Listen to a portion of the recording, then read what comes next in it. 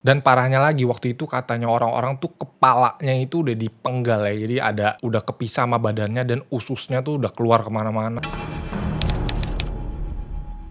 Halo teman-teman, hari ini agak sedikit berbeda ya, tapi tetap kasus kali ini tuh pastinya bakalan seru banget dan bahkan udah kayak di film-film guys. Jadi hari ini saya mau bahas tentang seorang serial killer yang bukan cuma mengerikan ya, tapi juga agak menjijikan gitu. Jadi kalau ada yang lagi makan mungkin makannya bisa dihabisin dulu, habis itu baru lanjut nonton lagi. Cerita hari ini adalah tentang seorang pria dari Kazakhstan yang namanya itu Nikolai Zhumagaliev. Yang dia itu dijuluki Kolya the Man Eater atau ada julukan lain juga Metal Fang. Nah jadi si Niko ini tuh lahir di Kazakhstan pada tahun 1952 dan dia ini adalah anak keempat dari 5 bersaudara. Waktu si Niko kecil ini, itu sebenarnya si Niko ini fine-fine aja gitu ya. Nggak pernah ada trauma dan nggak pernah juga disakiti sama orang tuanya. Dan waktu dia remaja pun juga dia ini nggak aneh-aneh ya. Dia ini cuma sekolah sama katanya sih dia pernah masuk militer tapi cuma sebentar. Ketika si Niko ini sudah mulai dewasa, orang-orang sekitarnya itu malah bilang kalau si Niko ini penampilannya itu selalu rapi, bersih, ibaratnya cakep lah pokoknya. Dan kalau urusan ngedeketin cewek-cewek, si Niko ini juga cukup jago kata orang-orang. Terus ya orang-orang juga pada bilang kalau si Niko ini adalah seorang yang pekerja keras banget. Karena kebetulan si Niko ini waktu itu nggak diterima kuliah. Jadi waktu muda tuh dia suka gonta-ganti pekerjaan lah ya, biasa lah ya. Dia itu pernah jadi operator bulldozer, pernah jadi pelaut juga, pernah jadi montir listrik juga, dan yang paling terakhir itu dia kerjanya jadi pemadam kebakaran teman-teman. Karena pekerjaannya yang beragam ini, si Niko ini jadi sering berpergian keliling negara lah ya. Nah sampai pada tahun 1977, waktu itu dia umurnya 25 tahun ya, akhirnya itu dia pulang ke kampungnya. Nah pada saat itulah hidupnya si Niko ini mulai berubah teman-teman. Jadi waktu itu si Niko ini udah mulai banyak duit ya karena dia itu kan juga kerja ya.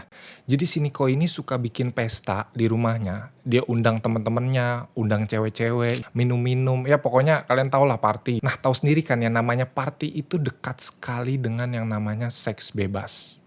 Dan gara-gara hal ini si Niko ini jadi kena beberapa penyakit kelamin yang menular. Salah satunya itu adalah sifilis. Sejak saat itu, sejak kena penyakit itu ya, si Niko ini jadi agak stres dan dia itu jadi malah nyalahin cewek-cewek. Dan lama-kelamaan dia itu jadi benci banget sama yang namanya wanita. Jadi bukannya nggak suka sama cewek ya, tapi lebih kayak kalau lihat cewek itu sepertinya ada rasa marah gimana gitu. Dan si Niko ini bahkan nganggep bahwa wanita itu sebagai masyarakat kelas bawah atau bisa dibilang ya cewek itu nggak selevel lah sama pria kalau menurutnya si Niko. Nah di sini ceritanya mulai seru nih. Waktu itu di tahun 1979 ya. Pernah si Niko ini lagi jalan-jalan entah kemana, malam-malam ya kondisinya. Dari jauh si Niko nih lihat nih ada cewek lagi jalan sendirian. Gak lama si Niko mulai jalan agak cepet nih ke arah cewek itu buat ngeliat itu cewek. Pas dia lewat, ini cewek kok cakep ya. Nah mulai tertarik nih si Niko. Waktu itu si Niko mulai mendekat lagi ke cewek itu. Yang namanya cewek malam-malam ada yang nyamperin gitu kan takut ya. Nah sama cewek ini juga ngerasa takut gitu loh. Akhirnya si cewek ini mencoba lari. Si Niko ini malah ngejar si cewek ini. Jadi dia lari. Bahkan udah gak pakai ngumpet-ngumpet lagi. Langsung dikejar terang-terangan. Akhirnya gak lama ketangkep lah si cewek ini sama si Niko. Setelah ketangkep kan si cewek ini pasti refleks mau teriak kan ya. Langsung dicekek gitu lehernya sama si Niko. Dan ternyata si Niko ini udah bawa senjata ya. Entah pisau atau apa. Langsung deh ditusuk itu cewek di lehernya sampai darahnya itu muncrat berceceran kemana-mana. Dan parahnya lagi teman-teman, si Niko ini kayak nggak mau menyia-nyiakan darah yang keluar muncrat-muncrat gitu ya. Jadi sama dia tuh langsung diminum gitu ya darahnya si cewek ini. Udah kayak vampir deh beneran. Dan kalau kalian pikir ini udah selesai belum, malam masih panjang teman-teman. Jadi apa yang dia lakukan selanjutnya kepada jenazahnya si cewek ini tuh bener-bener ngeri dan menjijikan ya. Jadi disclaimer dulu sebelumnya. Jadi jenazah cewek ini tuh diperlakukan udah kayak hewan ternak yang abis disembelih. Dan yang dia lakukan pertama itu adalah mayatnya itu dibelek ya. Kayak mau dioperasi gitu ya. Terus dibuka. Terus organ-organnya kayak usus, ginjal, hati itu semua dicabut, dipisahin dan dibungkus satu-satu sama dia. Terus abis itu mulailah dipotong-potong tuh per bagian. Ya tangan, ya kaki, ya kurang lebih kayak di film You yang di Netflix itulah ya. Nah terus si Niko tuh bawa-bawa tas dan organ-organ tadi kayak usus dan lain-lain itu dan beberapa potongan-potongan itu dimasukin ke dalam tas terus dibawa pulang sama dia. Waktu di rumah nih, si Niko itu pertama misahin lemak-lemak dari dagingnya dan dijadiin minyak sama dia buat masak. Pokoknya udah kayak memperlakukan semacam daging sapi gitu deh. Terus ada juga beberapa bagian ya, saya nggak tahu ini bagian apa, yang dikasih cuka sama dia, terus dimasukin toples gitu ya, jadi dijadiin kayak semacam acar gitu ya. Terus juga ada beberapa bagian yang dimasukin ke penggilingan buat dibikin jadi bakso, teman-teman. Ngeri nggak tuh? Dan yang lebih mengerikannya lagi adalah semua ini jadi makanan sehari-harinya si Niko selama sebulan ke depan. Setelah kejadian ini sebenarnya kan masih ada sisa-sisa jenazah cewek itu tuh di pinggir jalan. Sebenarnya ini semua tuh sempat ditemukan oleh polisi. Tapi ketika diinvestigasi, si polisi ini nggak ketemu siapa pelakunya. Nah, karena nggak ketangkep-tangkep seperti serial killer pada umumnya ya, si Niko ini mulai merasa besar kepala gitu ya. Dan akhirnya itu malah jadi hobi. Dan kabarnya sih sampai sekarang masih nggak bisa dipastiin ya berapa cewek yang jadi korbannya. Ada yang bilang cuma 5, tapi ada juga yang bilang sampai 100 bahkan. Tapi kayaknya sih nggak bener ya. Dan sebagian besar jenazah-jenazahnya itu, potongan-potongannya itu nggak ditemukan ya, karena ya seperti yang kalian tahu mungkin udah jadi bakso ya teman-teman. Pokoknya ya cukup cerdik lah si Niko ini. Tapi pada suatu hari si Niko ini melakukan kesalahan yang lumayan fatal teman-teman. Jadi waktu itu ceritanya si Niko itu lagi standby ya di stasiun pemadam kebakaran, lagi kerja. Nah di situ tuh dia sama teman-temannya rame-rame tuh malah mabok-mabokan minum alkohol. Dan mereka tuh kebetulan ada pistol nggak tahu dari mana dan mereka main-main pistol. Dan nggak sengaja salah satu temennya ini ketembak sama si Niko pakai pistol. Akhirnya polisi pada datang tuh dan si Niko ini ditangkep. Aneh juga, giliran nggak sengaja malah ketangkep, giliran sengaja nggak ketangkep-tangkep gitu ya. Tapi perlu diingat bahwa si polisi ini nangkep si Niko ini karena mainan pistol itu. Jadi si polisi ini nangkep si Niko bukan gara-gara mereka tahu bahwa si Niko ini sebenarnya adalah pembunuh berantai yang lagi mereka cari-cari selama ini. Setelah ketangkep, diinterogasilah si Niko. Tapi teman-teman yang bikin kaget, si Niko ini malahan dinyatakan bahwa dia ini memiliki gangguan kejiwaan teman-teman. Jadi lalu si Niko ini bukannya dipenjara, malah dimasukin ke RSJ yang namanya itu Serbsky Center. Di RSJ ini dirawatlah si Nikolai dan diperiksa sama dokter-dokter yang lebih ahli gitu ya. Dan dia ini didiagnosa bahwa dia itu punya skizofrenia. Jadi skizofrenia ini memang cukup umum ya di kalangan serial killer atau psikopat semacam itulah. Nah udah tuh akhirnya dirawatlah si Niko ini di RSJ tersebut selama setahun. Dan setelah setahun akhirnya dia dibebaskan. Tapi ternyata setelah dibebasin si Nikolai ini bukan malah tobat atau sembuh ya. Malah dia ini kembali ke hobinya yaitu memburu wanita-wanita dan ya hobi memasaknya itu teman-teman. Bahkan gak lama setelah dia keluar dari RSJ tersebut muncul lagi kasus pembunuhan 3 wanita yang mirip-mirip sama yang dulu. Jadi sampai saat itu si polisi itu masih nggak tahu bahwa pelaku dari pembunuhan-pembunuhan tersebut adalah si Nikolai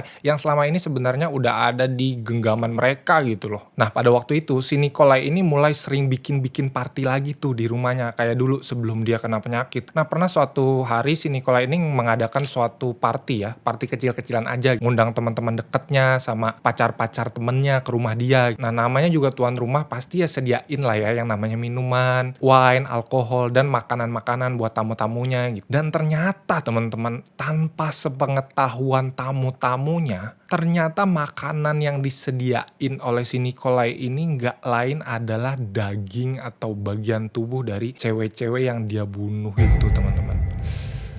Dan nggak cuma daging ya, tapi semua tuh kayak usus, ati, acar, bakso, pokoknya lengkap deh semuanya. Jadi banyak dari tamu-tamunya itu yang tanpa sadar menjadi kanibal gitu seperti si Nikolai ini. Nah abis ini ada yang lebih seru lagi nih. Pernah di suatu pesta ya, tapi di pesta yang lain ya. Si Niko ini lagi pesta gitu ya, terus dia ketemu satu cowok nih. Gak tahu dia tertarik, gak tahu apa. Dia ngajak satu cowok itu buat ke satu ruangan yang ada di rumah dia. Gak tahu ya diajak ngapain, akhirnya si cowok itu mau aja tuh ngikut sama si Niko ke ruangan tersebut sendirian. Karena mereka pada waktu itu gak keluar-keluar dari ruangan tersebut, akhirnya teman-temannya yang lain pada nyari ini si Nikolai kemana nih, tuan rumah kok malah ngumpet di kamar ya. Akhirnya ketemulah, oh si Nikolai ada di ruangan ini nih. Habis itu dibuka tuh pintunya sama teman-temannya. Dan ketika mereka buka, mereka itu ngelihat si Nikolai lagi motong-motong teman-teman. Dan jangan tanya ya apa yang lagi dipotong-potong, udah jelas jawabannya adalah cowok yang tadi diajak minggir sama dia. Dan parahnya lagi waktu itu katanya orang-orang tuh kepalanya itu udah dipenggal ya, jadi udah kepisah sama badannya dan ususnya tuh udah keluar kemana-mana dan darahnya itu udah kemana-mana. Langsung heboh dah tuh serumah, pada teriak-teriak, lari ketakutan semua. Tapi anehnya ya teman-teman, kalau orang tuh biasanya udah kayak ketahuan gitu, itu kan biasanya dia ya berhenti ya berusaha menyembunyikan atau gimana gitu ya. Tapi si Niko ini enggak teman-teman. Gak tau kenapa dia tuh malah lanjut aja ya motong-motong kayak gak ada angin gak ada hujan. Akhirnya gak lama datanglah polisi. Mungkin ada yang lapor kali ya. Nah langsung digerebek itu rumah. Dan waktu itu ya kondisinya polisi itu juga gak siap mental. Kaget juga mereka. Jadi salah seorang polisi itu bilang waktu itu dia tuh pada saat ke rumahnya si Nikolai ini, si Nikolai itu udah lagi berlutut, nggak pakai baju, nggak pakai celana, dan udah berlumuran darah di mana-mana. Dan saking ngerinya, ini polisi juga malah pada shock dan mungkin juga ada yang muntah-muntah di tempat. Si Nikolai ini malah bisa kabur jadinya lewat pintu belakang dan larilah dia. Nah abis itu dia lari ke atas gunung dan akhirnya dia sembunyilah di hutan selama beberapa jam. Tapi akhirnya polisi itu nyari-nyari dia dan akhirnya dia ketangkep juga. Jadi dia ketangkap itu tepatnya di tanggal 19 Desember 1980. Dan cerita serunya belum selesai sampai sini teman-teman. Karena pada saat dia itu ditangkap lalu dia di pengadilan ya, hakim itu malah memutuskan bahwa Nikolai ini tidak bersalah, bayangin. Jadi ceritanya dia ini malahan dianggap sebagai orang yang tidak waras. Dan malah dimasukin lagi ke dalam RSJ teman-teman. Akhirnya menetaplah si Nikolai ini di RSJ, tapi kali ini yang lebih tinggi keamanannya. Jadi yang gak bisa kabur dan gak bisa bebas punya. Setelah kurang lebih 10 tahun menetap di RSJ, anehnya di luar sana terjadi lagi kasus-kasus pembunuhan yang mirip sama apa yang diperbuat oleh si Nikolai ini. Banyak yang ngira bahwa Nikolai ini sempat kabur dari RSJ, tapi kenyataannya nggak begitu. Jadi di luar sana itu ternyata ada seorang yang bernama Alexander Skrinik. Si Alexander Skrinik ini kayaknya dia terinspirasi oleh Nikolai dan mencoba untuk melakukan pembunuhan yang mirip-mirip dengan Nikolai. Jadi korbannya itu sama, cewek-cewek semua. Dan bahkan bukan hanya itu ya. Jadi orang ini tuh pakai senjata, alat-alatnya sampai di copy, paste sama persis sama Nikolai. Tapi singkat cerita akhirnya suatu hari si Alexander ini berhasil ditangkap oleh polisi dan dia dihukum mati. Untung gak dimasukin ke RSJ. Nah kita balik lagi ke Nikolai. Sepertinya si Nikolai ini emang orangnya tuh nggak bisa diremehkan ya teman-teman. Jadi selama di RSJ itu Nikolai itu kan secara berkala itu dia dievaluasi sama semacam dokter gitu ya. Dan dia itu malah berhasil mengelabuhi para dokter-dokter ini. Sampai-sampai semua dokter ya di RSJ itu bilang bahwa si Nikolai ini sehat-sehat aja kok, orangnya nggak ada masalah sama sekali. Dan bahkan dia ini tidak berbahaya dan bisa hidup dalam masyarakat. Gila, jago banget ini orang. Sampai akhirnya suatu hari si Nikolai ini tulis surat resmi dan dia itu minta dipindahkan ke RSJ lain yang lebih minim security-nya. Dan anehnya, hal ini malah dikabulkan oleh hakim. Hasilnya ya udah, ketika lagi dipindahin si Nikolai ini kan jago ya. Dia itu berhasil kabur dan bawa kabur mobil yang dibawa itu dan dia melarikan diri ke Uni Soviet waktu itu. Dan di sana itu katanya dia kembali lagi memangsa orang-orang di Moskow. Tapi nggak lama setelah itu, si Niko itu ketangkap juga akhirnya dan dikembalikan ke negara asalnya, yaitu Kazakhstan. Dan di Kazakhstan itu, dia itu malah dimasukin lagi ke RSJ teman-teman. Aduh. Dan pada saat itu akhirnya di RSJ ya, nggak tahu tahun berapa ya, si Nikolai ini sempat nulis surat lagi. Kali ini bukan untuk minta dipindahkan, tapi dia minta untuk dihukum mati aja katanya. Jadi kayaknya dia udah tidak mau hidup lagi di dalam RSJ gitu ya. Tapi ya hal ini akhirnya tidak dikabulkan dan akhirnya si Nikolai ini menetap di RSJ sampai seumur hidup. Ya, jadi itulah cerita tentang si Nikolai ya.